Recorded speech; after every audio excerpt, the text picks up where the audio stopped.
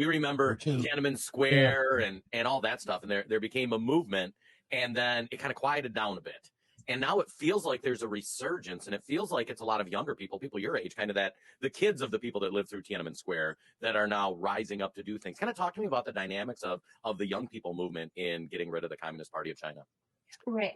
I think that's a very good question, because there are different generations in the new federal state of China. And, younger generations might receive more attention because people were asking, why were you supporting it? Or why were you politically active in this movement? I am 25 years old. My grandparents are survivors of the Cultural Revolution. My parents are survivors from the June 4th event. Each generation has its own traumatized memories from the Chinese Communist Party.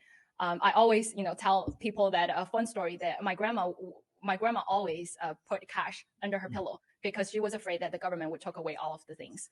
That This habit was kept until she passed away. So think about how traumatized that these memories were kept into each and every generation. I think that in my generation we were very lucky because we were born in an era that has social media, that people can speak for themselves without being offered for a chance by the mainstream, right? In the old times that people can only read New York Times, the Wall Street Journal, but in these days, we were being offered by technology. We were empowered by today's modern technology that we can sit in front of camera. So long as you have a camera, you have internet, you have a microphone, you can speak for yourselves, and you can whistleblow a lot of the things that were being hidden or being covered by the mainstream. So I think that, in nowadays that the advancement of the technology empowered the generation to do more.